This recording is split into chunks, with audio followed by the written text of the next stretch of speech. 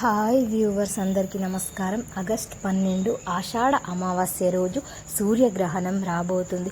ఇది చాలా పవర్ఫుల్ గనక కొడుకులు ఉన్నవారు తప్పక ఇలా చేయండి, లేదంటే గండాలు వస్తాయి. ఈ గ్రహణం వాస్తవంగా కీడుతో వస్తుంది కాబట్టి ఈ రోజున కొడుకులు ఉన్నటువంటి ప్రతి తల్లి కూడా తప్పకుండా ఈ పరిహారం చేయాల్సిందే, లేదంటే కీడు గండాలు తప్పవు. కాబట్టి తప్పనిసరిగా మగపిల్లలు ఉన్నటువంటి ప్రతి తల్లి, అంటే ఒక కొడుకు ఉన్న ఇద్దరు కొడుకులు ఉన్న తప్పకుండా ఈ పరిహారం అనేది చేయండి. లేకపోతే మాత్రం ఇప్పుడు పరిస్థితులు అనేవి బాగోలేవు, బయట ఏమాత్రం కూడా బాగోవటం లేదు. ఎన్నో రకమైనటువంటి చెడు వార్తలు మనం లేచిన దగ్గర నుంచి వింటూనే ఉన్నాము. ఈ గ్రహణం మగపిల్లల కొడుకులు ఉన్నవారి యొక్క జీవితంపై ఎక్కువ ప్రభావం చూపుతుంది అని శాస్త్రాలు చెప్తూ ఉన్నాయి. కాబట్టి కొడుకులు ఉన్నవారు ఈరోజు ఈ పరిహారం చేసుకుంటే చాలా అద్భుతమైన ఫలితం అనేది రావడం జరుగుతుంది. కాబట్టి తప్పనిసరిగా మీరు ఈ పరిహారం చేసుకోండి. కొడుకులు ఉన్నవారు ఈ పరిహారం చేయటం వల్ల వారి జీవితం అనేది చాలా మంచిగా మారడమే కాకుండా వారికి ఉండే ఇబ్బందులు తొలగిపోతాయి. పిల్లలపై ఏదైతే చెడు ప్రభావాలు పడుతూ ఉంటాయో, గ్రహణ విషకిరణాలు పడుతూ ఉంటాయి, అంటే గ్రహణం పట్టేటప్పుడు విషకిరణాలు భూమి మీదికి ప్రవహిస్తాయి. ఆ కిరణాల ప్రభావం కూడా పిల్లలపై పడకుండా చక్కగా ఉండడానికి కూడా ఈ పరిహారం అనేది ఉపయోగపడుతుంది. మగ పిల్లలకు ప్రత్యేకంగా ఎందుకు ఇలా జరుగుతుంది, ఈ గ్రహణ ప్రభావం లేదా ఈ అమావాస్య ప్రభావం వారి మీదే ఎందుకు ఎక్కువగా ఉంటుంది అని చెప్పి ప్రతి తల్లికి ప్రతి ఒక్కరికి ఒక సందేహం రావచ్చు. సాధారణంగా మగపిల్లలు పుట్టిన దగ్గర నుంచి కూడా వీరికి మగపిల్లవాడు పుట్టాడు, వంశోద్ధారకుడు పుట్టాడు అనే మాట చుట్టుపక్కల వారి దగ్గర నుంచి కూడా వినబడుతూ ఉంటుంది. అక్కడి నుండే వాళ్ళ మీద ఒక రకమైన చెడు చూపు అనేది, కన్ను నరదృష్టి పడడం అనేది మొదలవుతుంది. ఇట్లాంటివన్నీ వారి జీవితంపై చాలా ప్రతికూల ప్రభావాలను చూపిస్తూ ఉంటుంది. అంతేకాకుండా వాళ్ళు పెరిగి పెద్దయ్యే కొద్దీ, యువ వయసులోకి వచ్చే కొద్దీ బయట ప్రపంచంతో వాళ్ళకి సంబంధాలు ఎక్కువగా పెరుగుతాయి. చెడు సావాసాలని, బయట స్నేహితులతో ఎక్కువగా తిరగడం కావచ్చు, అలాగే బైకుల మీద బండ్ల మీద అత్యంత వేగంతో తిరగడం కావచ్చు. ఇలా చాలా రకాల వాళ్ళు తమ సమయాన్ని బయట గడుపుతూ ఉంటారు. పెద్దగా ఆలోచించే శక్తి లేదు, కానీ వయసులో ఉన్న మగపిల్లలు అంతగా ఉండదు. వాళ్ళకి ఉండేది ఉల్లాసంగా ఉండడం మాత్రమే కావాలి, స్పీడ్గా వెళ్ళాలి అని అనుకుంటారు. కాబట్టి అట్లాంటి కీడు ప్రభావాలు ఏవి జరగకుండా మగపిల్లలు ఎక్కువగా తొందరపడుతూ ఉంటారు. పైగా రాబోయే సూర్యగ్రహణం సమయంలో కనుక నకారాత్మక శక్తులు మరింత బలంగా ఉంటాయి. కాబట్టి ఈ సమయంలో బయట తిరిగే పిల్లలకు సులభంగా దిష్టి లేదా నర గ్రహ దోషాలు అంటుకునే ప్రమాదం ఉంది. కాబట్టి పిల్లల కుటుంబానికి ఎంతో ముఖ్యం. కాబట్టి మనం వంశోద్ధారకుడు అని అంటాం. ఏం చేయాలి వివరంగా ఇప్పుడు మనం ఈ వీడియోలో వివరంగా తెలుసుకుందాం. మా వీడియో నచ్చితే లైక్ చేయండి, షేర్ చేయండి, అలాగే మా ఛానల్ని సబ్స్క్రైబ్ చేసుకోండి. ఇక వీడియోలోకి వస్తే, ఈ శక్తివంతమైన పరిహారానికి చేసేటప్పటికి మనకు కావాల్సిన ముఖ్యమైన వస్తువులు ఏమిటి అంటే, ఈ పరిహారానికి ముందుగా మీ ఇంట్లో ఉన్న ఒక శుభ్రమైన ప్లేట్ను తీసుకోండి. అది ఏదైనా స్టీల్ కానీ, ఇత్తడి కానీ, రాగి కానీ ఏదైనా ప్లేట్ క్లీన్గా ఉండేది తీసుకోండి. ఏదైనా పర్వాలేదు తీసుకోండి. ఇక దానితో పాటు మనం ప్రధానంగా వండిన అన్నం మాత్రమే తీసుకోవాలి. అన్నం అంటే తిన్న అన్నం కాదు, అంటే ఇంట్లో అందరి కోసం వండుకున్న అన్నాన్ని ఇంకా ఎవరూ తినకుండా ఉండే అన్నం వేరే పాత్రలోనికి మొత్తం తీసుకోండి. తీసుకుని ఉన్నటువంటి అన్నాన్ని పవిత్రంగా నిండుకుండా, అంటే మనం వండుకున్నది మొత్తం 3 ముద్దల్లాగా తీసుకొని పక్కన ఒక గిన్నెలో పెట్టేసుకోవాలి. ఇక ఎవరైనా భోజనం చేసిన తర్వాత మిగిలిన అన్నం తీసుకుంటే ఆ అన్నానికి పరిహారం చేసే పవర్, దైవిక శక్తి అనేది ఏమాత్రం ఉండదు. కాబట్టి పవిత్రమైన నిండుకుండా అన్నం అయితే మనకు దిష్టి తీసేటప్పుడు బిందు, అంటే ఇంట్లో ఉన్న సమస్య, చెడు లాగేసుకోవడానికి చాలా బాగా అద్భుతంగా పనిచేస్తుంది. ఇక పక్కన పెట్టిన అన్నంతో 3 ముద్దలు చుట్టండి.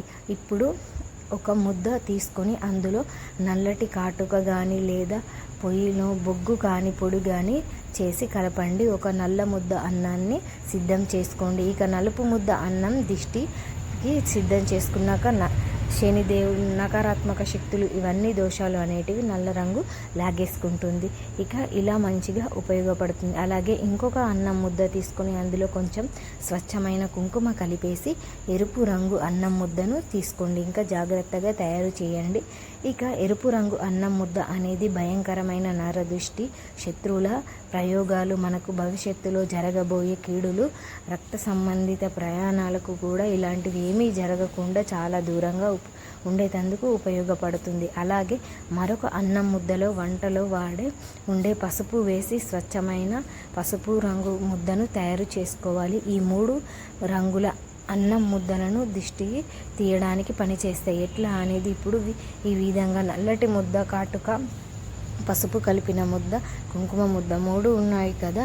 ఇప్పుడు ఆ ముద్దను సిద్ధం చేసుకొని ప్లేట్లో పెట్టుకొని వీటికి మరొక వైపున ఈ వస్తువును కోడిగుడ్డును కూడా పెట్టుకోవాలి. ఇప్పుడు కోడిగుడ్డు అనేది మనకు ఉన్న చెడును, ఎంతటి భయంకరమైన దిష్టినైనా సరే లాగేసుకోవడానికి చాలా పవర్ఫుల్గా పరివస్తుంది, ఉపయోగపడుతుంది. ఇక కోడిగుడ్డు అనేది ఒక ప్రాణం ఉన్న ఒక జీవంతో సమానము కాబట్టి మన ఉన్నటువంటి చెడు, అనారోగ్యం పట్టిన పీడలు అన్నీ కూడా పూర్తిగా లాగేసుకోవడానికి ఉపయోగపడుతుంది. ఇక కోడిగుడ్డు చాలా బాగా ఉపయోగపడుతుంది కాబట్టి ఒక పగుళ్ళు లేని మంచి కోడిగుడ్డును కూడా తీసుకోండి.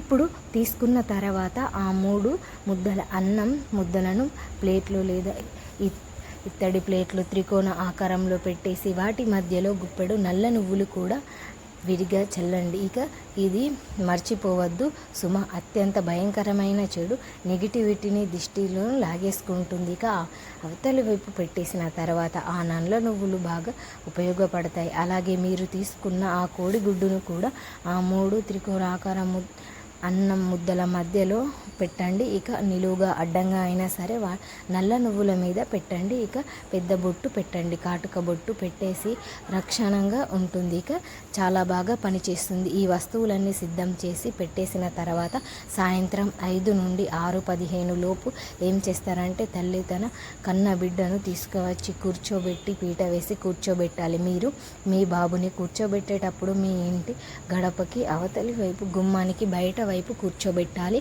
అన్నమాట. ఇంట్లో గడప లోపల ఎట్టి పరిస్థితుల్లోనూ పొరపాటున కూడా చేయవద్దు. ఇది చాలా గట్టిగా ఉంటుంది కాబట్టి ముఖం వేసేలాగా కూర్చోవాలి. ఇక తల్లి సిద్ధం చేసుకున్నటువంటి ప్లేట్లను 2 చేతుల్లో పట్టుకొని ఇక పిల్లవాడికి దిష్టి తీయాలి.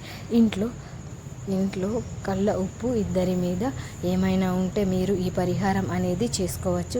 2 కొడుకులు ఉంటే విడివిడిగా వేరేలాగా ఇలా 2 తయారు చేసి చేసుకోవచ్చు. అయితే ముందుగా చెప్పినట్లు మీరు వేరే ప్లేట్లో విరిగా పెట్టి చేయండి. ఇక జాతక దోషాలు, కర్మలు అన్నీ కూడా విడిగా తొలగిపోతాయి. ఇవన్నీ కూడా వేరువేరుగా ఉంటాయి కాబట్టి వీటిని ప్లేట్లో పెట్టి నేరుగా సిద్ధం చేసుకొని ఇక ముందుకు రండి. ఇక కుడి చేతి నుండి ఎడమ చేతికి 3 సార్లు గుండ్రంగా, అలాగే ఎడమ చేతి నుండి కుడి చేతికి 3 సార్లు గుండ్రంగా నెమ్మదిగా తిప్పుతూ తన బిడ్డకు ఉన్న కీడు, దిష్టి, దోషం అంతా కూడా పోవాలి అని, గ్రహ దోషాలు అంటూ కూడా అన్నీ పోవాలి అని ప్రార్థిస్తూ ఇష్టదైవాన్ని తలుచుకుంటూ దిష్టి తీయండి. ఇలా తీయడం వల్ల పూర్తయిన తర్వాత ఆ ప్లేట్లో ఉన్న అన్నం ముద్దలను, కోడిగుడ్డును తీసుకొని వెళ్ళి పారే నీటిలో జాగ్రత్తగా నెమ్మదిగా నీళ్ళల్లో విడిచిపెట్టండి. అంటే పారే నీటిలో కానీ లేదా చెరువు లాంటి నీళ్లు ఉన్నటువంటి ఏదైనా ప్రదేశంలో కానివ్వండి, ఎక్కడైనా సరే తీసుకువెళ్ళి వేయవచ్చు. కానీ గుడ్డు అనేది అస్సలు కింద పారేయకండి. పూర్తిగా ఇలా వెంటనే చేయండి. మీ ఇంట్లో ఉన్న కొంచెం దిష్టి పదార్థం, బెల్లం కానీ పంచదార కానీ ఇక పిల్లవాడి నోట్లో వేయండి. ఇక ఇలా వేస్తే కీడు అనేది తొలగిపోతుంది. ఇక గుమ్మం నుండి ఇంటికి రాగా పూర్తిగా వచ్చేటప్పుడు ఇక లోపలికి ప్రవేశించవద్దు కాబట్టి అలా తప్పనిసరిగా తీసేసిన తర్వాత ఆ పిల్లోడికి బాత్రూంలోనికి వెళ్ళి శుభ్రంగా స్నానం చేసి కొత్త బట్టలు లేదా ఉతికిన బట్టలు వేసేయండి.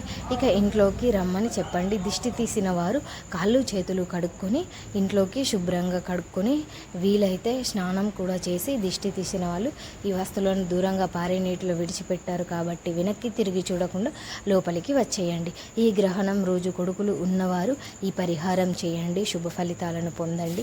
ఆనందంగా సంతోషంగా జీవించండి. మా వీడియో నచ్చితే లైక్ చేయండి, షేర్ చేయండి. అలాగే మా ఛానల్ని సబ్స్క్రైబ్ చేసుకోండి. మీ అందరికీ ధన్యవాదములు.